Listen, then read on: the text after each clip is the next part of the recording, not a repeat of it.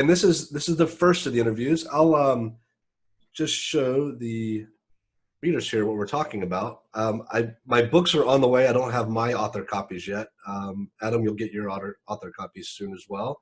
But these are these beautiful new books coming out, and I've got one of the authors of this anthology. This is the Dystopia Triptych, edited with John Joseph Adams and Christy Yant and myself.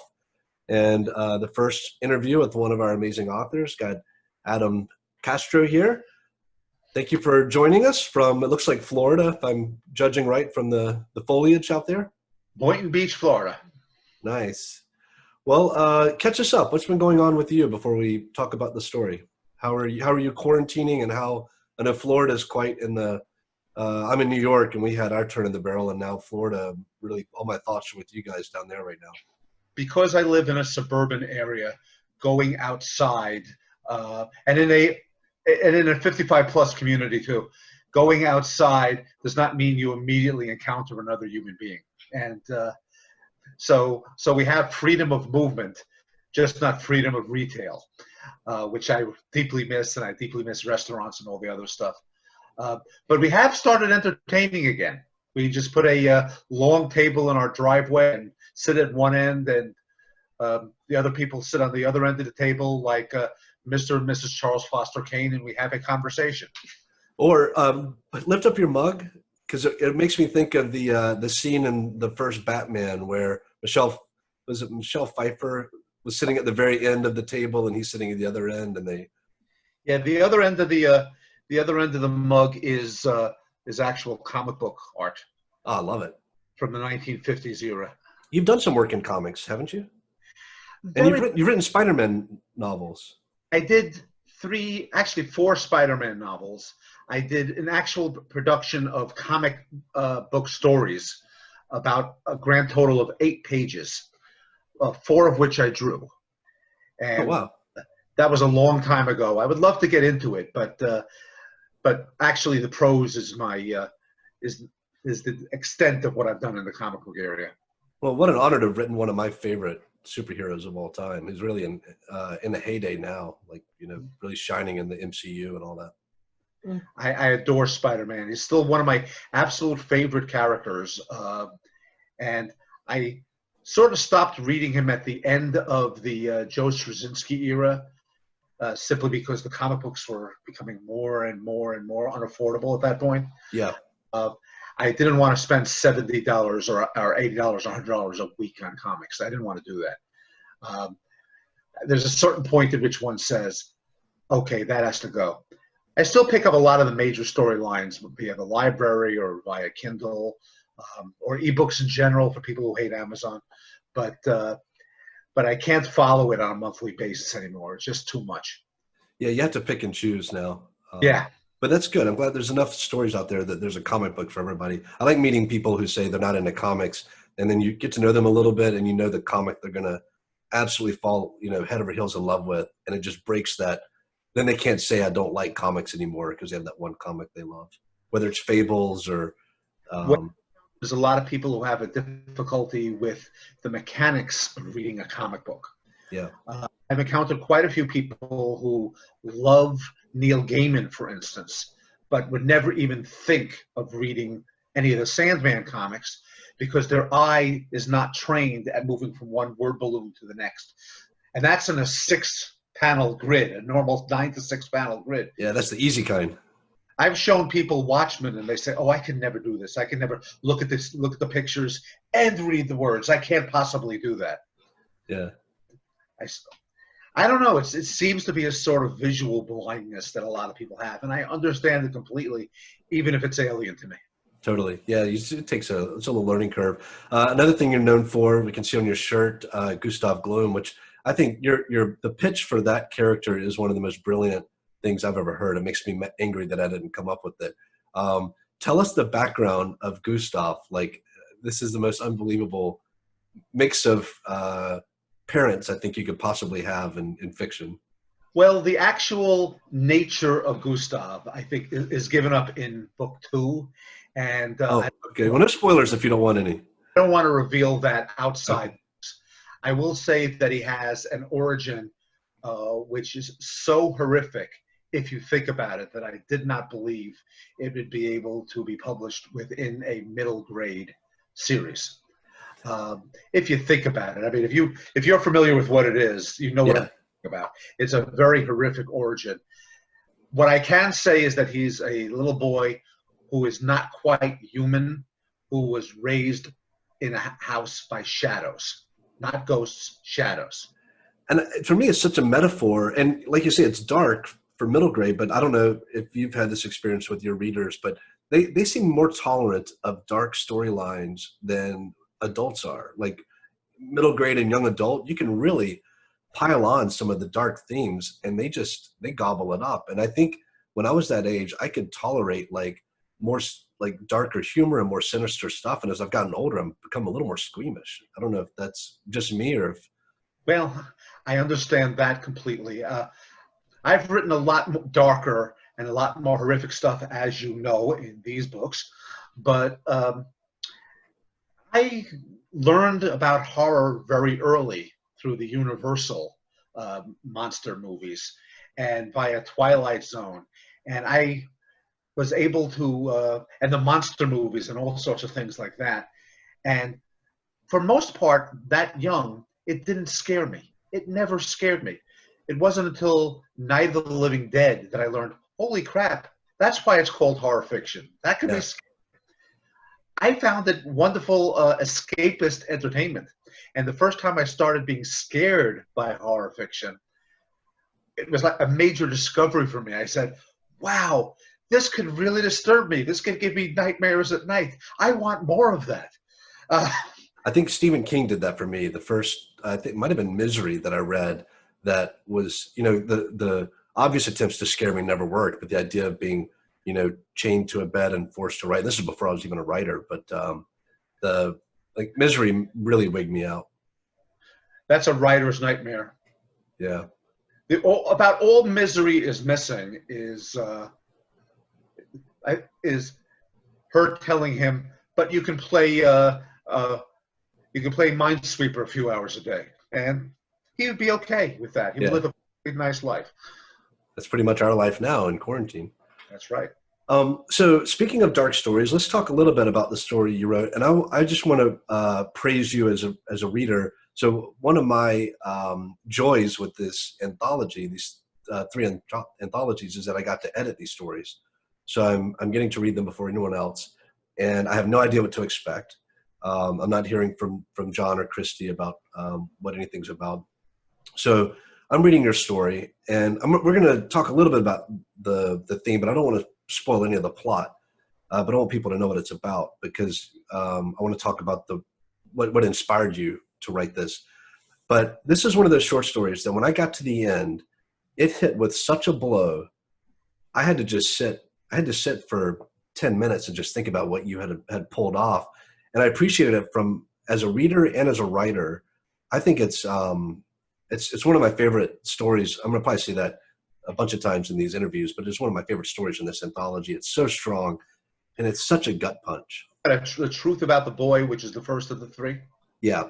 Because that's the one with the other two don't have stunning endings. The other two just arrive where they're going, but without saying at the end. But the magic of that, once you've landed that blow, you've sucked the reader in. I think it's going to be one of the stories that when people pick up the sequel, I imagine people are going to have favorites. They probably won't read them front to back. They're going to look for the next part of that story in book 2 or 3. But I want to talk about a little bit about what this is about. It's everyone knows about the Sandy Hook shooting. I don't know if that's the particular story that you're inspired by, but one of the more disturbing, that anything could be more disturbing than what actually happened. But on top of that, you have people who have created a conspiracy theory that it never happened, that no one was killed, no one was hurt. And on top of the suffering you have of losing your child, to tell someone else that you're suffering, that you're faking it, I cannot imagine the people, the parents who have to live through that. And you told a story with that kind of perspective. Tell me a little bit about why you're inspired to do this and what you were hoping to say to the universe by writing this story. I happen to be extremely disturbed by the current trend, frequently among one side of the political spectrum, but also occasionally to be found on the other, of ignoring the evidence of your eyes and the capacity to analyze the incoming information with your own common sense, and just denying things that you know happened. It's almost a joke with the landing on the moon or the Flat Earth Society. At a certain point, people are just being perverse. They want to be superior to the truth by being the ones to see the truth that no one else sees in their mind. That's what they want. But when it comes to the point where you're actually denying the death of a family member, a child, somebody who could have been anything in their life, but will now almost always be just this mangled corpse in their last memory, and saying it never happened, that the parents are in some way disturbing your right to hold a gun by saying that their children lived. And when you get to the fact that this response is now so automatic and seems to be already set so that if one happened now, if a mass shooting happened now, the denial would start 5 minutes from now because it's already geared up. It's just one of the most terrifying aspects of modern life. And I don't understand it. And it horrifies me that people have to live through that. To at least to have your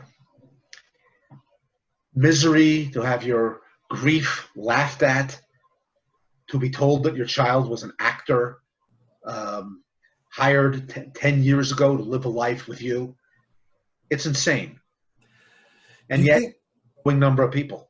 Do you think it's interesting you point out that this is like a theme of denying something with a lot of evidence, and that it tends to align with one political spectrum more than the other? But because I've always seen the climate change denial in that same kind of camp, like this can't possibly be happening. Currently, we have people denying, even as people were dying overseas, people in the U.S. were saying this is a hoax. Then people were dying here and they were still saying it's a hoax. It's like they can't believe this virus. Do you have any thoughts about, do you think there's people who just can't process the horrendous nature of some of these acts, whether it's elementary school age kids being gunned down or the earth becoming... I don't think it's failure to process it, because the people who say this kind of thing are not necessarily disturbed all that much by the death of these particular children. What they prefer is to put the unpleasant truth in a box, seal that box, put that box inside another box, put it away, and pretend it doesn't exist. We saw much the same thing going on with Holocaust denial, which started while the Holocaust was still going on. The main reason many of the Nazi commandants and guards gave for hurrying up and killing all the last prisoners they had at a particular time was, we must kill them all to stop them from lying about what we did to them. And you think about this logic. We weren't killing them, but to keep them from saying we would kill them, let's kill them all. And the second this denial is what gets rid of an inconvenient fact so that they can plan the same future. That makes a lot of sense to me, because if you think about, the reality of climate change is that you have to change your behavior, and it's inconvenient. You have to travel in a different way. You have to consume in a different way. You have to make different life choices. And the same with, the horrors of how animals are treated and being able to eat meat. Like, I'm guilty of that. I keep that out. I keep the horrors of food processing out of mind so that I can, satisfy a private craving. Mm-hmm. With the virus, if we pretend it's not there, then I can keep going to bars and keep hanging out with friends and do all the same stuff. So I think you're onto something where it's these are inconvenient horrors, and for some people the answer is to deny them. Other people it's to work to resolve them. Obviously, by writing a story like this, part of your motivation is to help resolve this, help wrestle with it for yourself, show empathy to others. What do you hope to, when you write stories like this, do you ever think about the impact you hope to have with them? I have to be 100% honest about this. I am not egotistical enough to believe that this one story will ever get into the eyes of the one person who can change things. I'm not that important. I tell stories, and one of the ways that you generate stories is to think about what disturbs you. One of my friends is a science fiction writer who I will not name him because this sounds like I'm making fun of him. But he asked me, how could you possibly come up with the horrible ideas that you write about in your horror fiction? And I say, well, you tell me something that disturbs you viscerally in a situation. And this is a very hard science fiction writer. And he said to me, well, when I drive across a bridge that's over a high canyon, I always hope it's a well-made bridge. So what really disturbs me is bad engineering. And I was unable to say, that's the worst thing that disturbs you is bad engineering. But I will take that. I will take that. What disturbs you is the source of a good story. Yeah. I like that. And well, just, I know you won't be, you're too humble to say that this can have an impact, but this story had an impact on me because this is something I care about already. What I love about fiction, though, is I care about lots of things that I can't fully, deeply empathize with because I haven't lived through them. And fiction does this amazing thing where you start to read through a character's perspective and you become them a little bit. You know, it's a first person kind of narrative, even if it's told in third person. You're in their head and in their thoughts. And the way you made me feel about what it must be like to go through this, my understanding was of this pain was like a fraction of what it is now, and it's still a fraction of what someone who goes through it. But I think raising awareness is, I mean, you can't, like you say, you can't work miracles as a writer, especially a fiction writer. But you had an impact on me, and I'm just one reader. I guarantee you're going to have an impact on just about anybody who picks up this anthology and reads your story. It's I get emotional just thinking about it, to be honest with you. Well, I hope so. I hope so. I think what happens is certain things enter the national dialogue or the literary dialogue, if you prefer. And when you hear a lot of people say it, it starts making a dent. Yeah. Certainly, it has made a dent in the last few years that we have more diverse science fiction. It has made a dent that has resulted in some of the older works being harder to read without some kind of poor judgment on the way we looked at things then. Yeah. And the big quote that really bothered me was somebody who said of older fiction, I can't take those 1995 attitudes anymore. And I'm saying, but you read science fiction and you're supposed to be able to have empathy for alien beings, but you can't show empathy toward 1995 attitudes. I say at a certain point, these are communications from the past. And maybe this is a communication to the future. This is what we were going through now. I hope so. I agree. I think it's critical to be easy on ourselves as well when we realize the moral failings we've had at previous versions of ourselves and different stages of our lives. We're not going to even get to our where we would like to get by the time we shuffle off this mortal coil. So it's you have to forgive people for being products of their time and hope that they can change and be better and do that for ourselves as well. What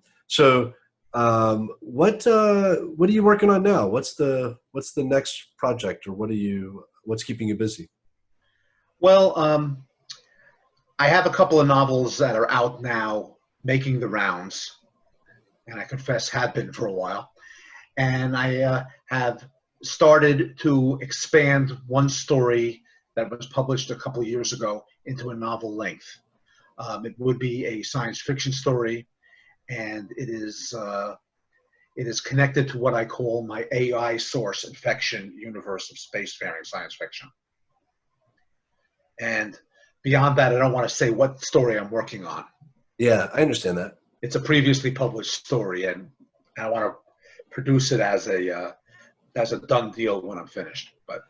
And what do you think it's been like as writers of, you write in a lot of different genres. In this case, we're writing about a dystopia, and you say you grew up with the Twilight Zone. And to me, this plot would be a Twilight Zone plot if it didn't exist in the real world. Like it's, there's so many ways that reality kind of trumps what you and I do. Mm-hmm. This would be I have pointed out to you that this particular story is not science fiction. Yeah, right. It's really not. It's contemporary. It's and you think about how many like quarantine pandemic stories that would have been fantasy 2 years ago that are now could be read as a contemporary story. You could write a regular novel that takes place in today's world, and it would have a lot in common with the genre that you and I grew up in. So what's it like living through the times we're living through now and seeing these things that are so absurd? How has being a fan of fantasy and science fiction and horror prepared you for this? And what does it do for your writing that you have to kind of think one level beyond the absurdity of the real world? Well, what my love of science fiction has done is given me the knowledge that this kind of thing can happen and does happen. I read Earth Abides many years ago by George Stewart, which is the great pandemic novel. People say The Stand, but by Stephen King, which is a great novel, but brings in its own supernatural elements. Earth Abides is really the A1 top of them all. And so this was not new to me. It was new as something that I experienced, but it was not new to me as a concept. It was already in my head as something that might happen. And I think science fiction fans are very prepared for all the horrific worldwide destruction, catastrophes that you can imagine. We were reading about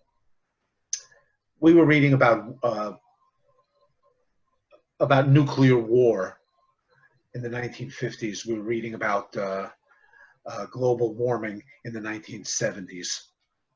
Hell, we saw a global warming drama on the Twilight Zone, although its explanation was not the same. We just know that things are temporary. Yeah, that will change. Change is is what we are aware of, and unfortunately, it doesn't make us personally prepared. It just makes us mentally prepared. Don't you think? I've always been someone who's worked in bookstores most of my life. In order to, before I was made it as a writer. It's the thing that I'll go back to when I stop making it as a writer, for sure.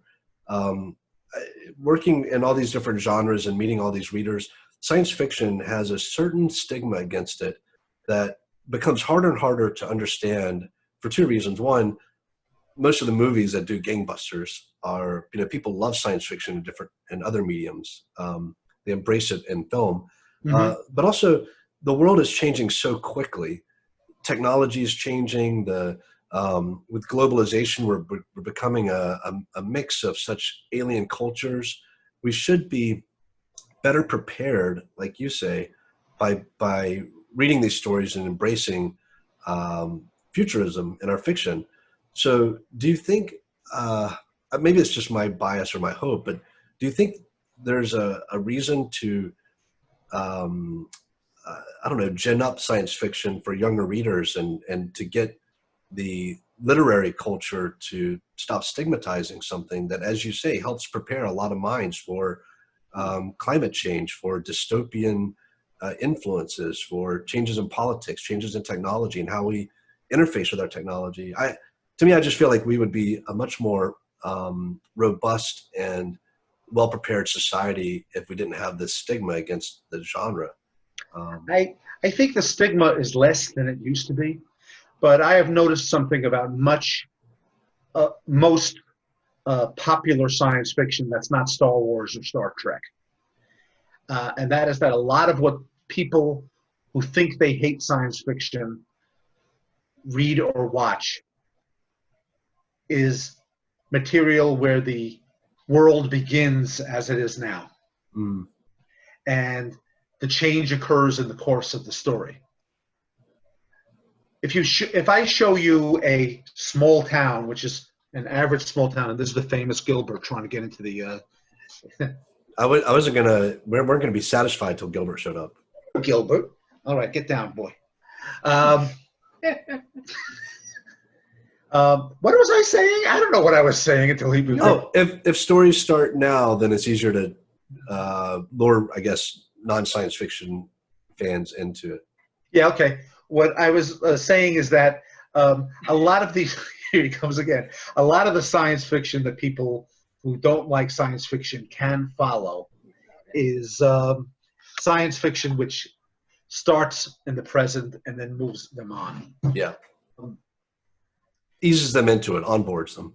A way that I could put it is that among my immediate family, and I am not attacking my immediate family, I'm talking about my nuclear family and extended from there. Not a single one of them has read any of my science fiction novels. But they'll read your other stuff. They have read Gustav Gloom. Yeah.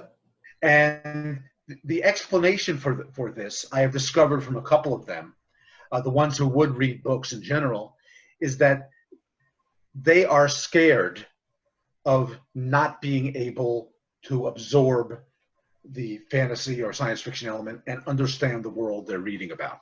They know it's complicated science fiction. We usually sell science fiction by saying it's a richly imaginative world, a completely alien world, a world that is so completely devised that science fiction readers only can read it. And this leaves out a whole lot of people who will find that impenetrable. That is not the entry ramp to science fiction. The entry ramp to science fiction is, oddly enough, I'll use it as an example, the 1950s movies, where some guy walks into a lab and says, well, tell me about this thing you've invented, doctor. Says, well, this is a mechanical man. He has all the functions of a regular man. 10 minutes of explanation later, and I call him a robot. Okay, you've just given the person the entry ramp, which is why in all the old movies, if a robot occurred, there was 10 minutes of explanation. Now you just, it's a robot, or you just show the robot. A lot of people fear that in a complicated science fiction novel, they will not be able to penetrate the jargon and the gook.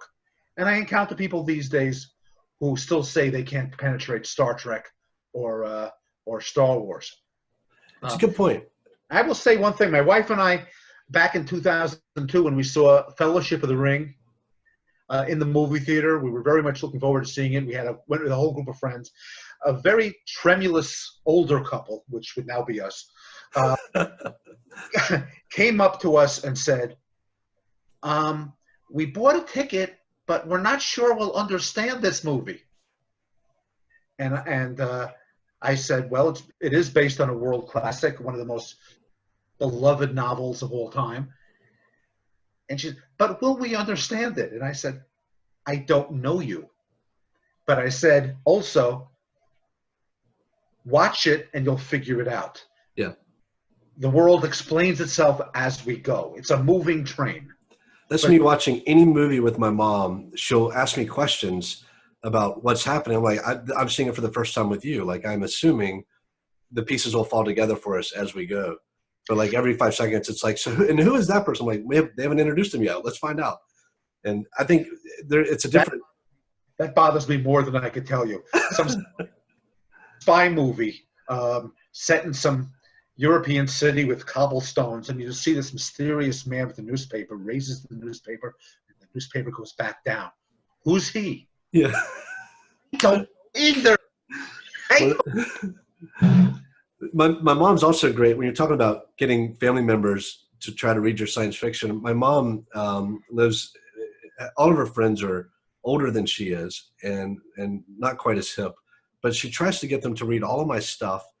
And I've asked her not to torment her friends like this, but they've never read anything else, you know, in these kind of genres, and hearing their reactions to the stuff is like, yeah, it's painful. But I discovered a bunch of years ago when I was working with people who had never seen a black and white movie, which I find terrifying.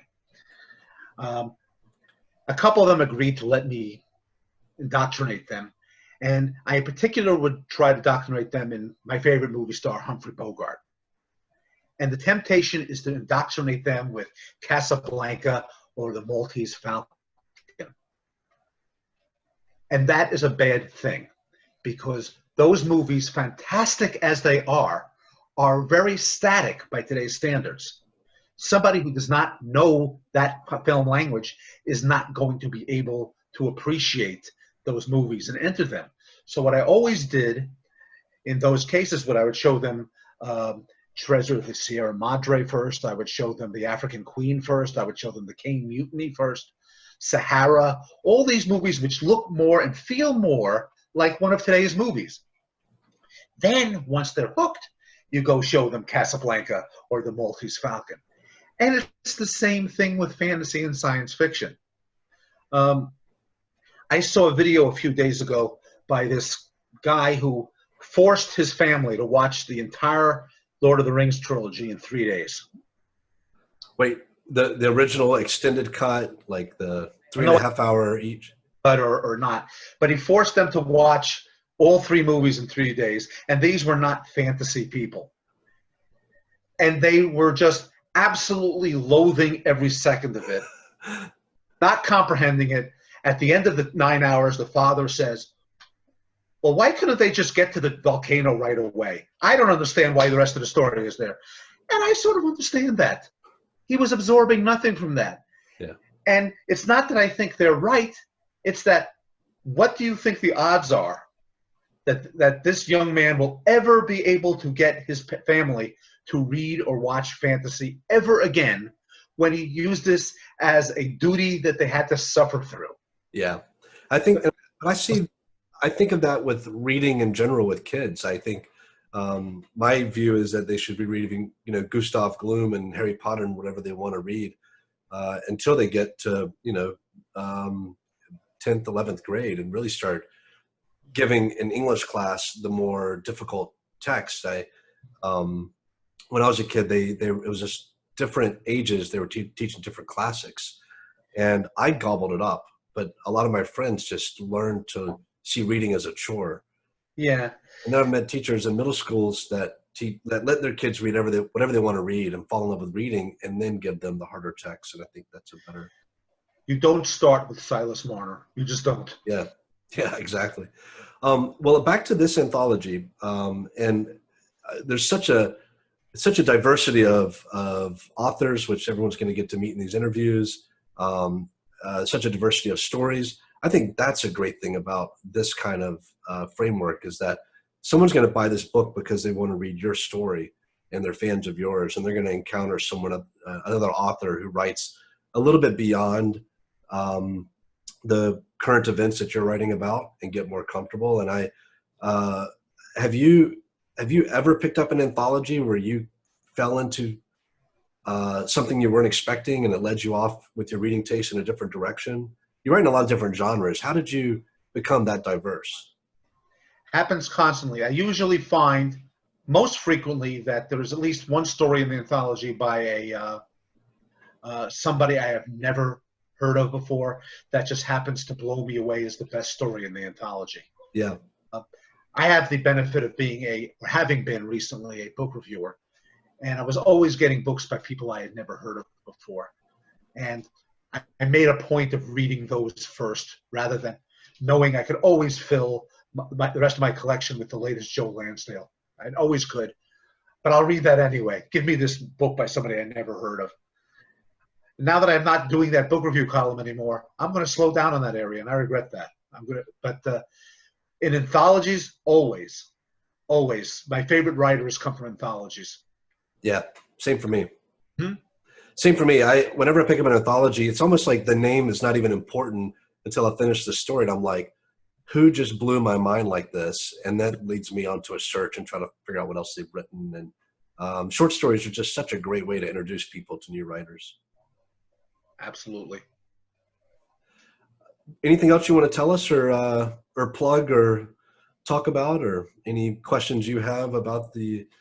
Have you read any of the other stories in the anthology yet? Coming, I want them. Oh my I God, want them. these are the most beautiful cover art I think I've ever seen on a trilogy. I cannot wait to hold them in my hands. They're great, and I know that that's going to be probably the next 3 books I read. And I have a huge stack here, but that's something I do with anthologies when I'm in them. I read every story, and part of this is ego. I want to say, where was I in comparison with everybody else? And there are times where I say, oh crap, I really crapped the bed in this anthology. Everybody else is much better than me. Well, I'll tell you, it's a high bar in this anthology, and I'll tell you this: when I read your story, that's when I knew this anthology was going to be great. When you, as an editor, you're just terrified, and I have the double terror that I have to also contribute to this thing, and knowing that what I'm up against, and that's humbling.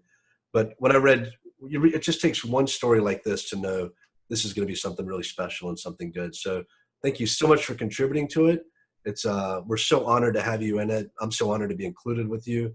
And thank you for allowing me to even edit something by someone who's got so much more experience and history than I have. So it's just a thrill to see you, to have you on, to talk to you, and we'll have to do this again as we start talking about the rest of the anthology and see where we go from here.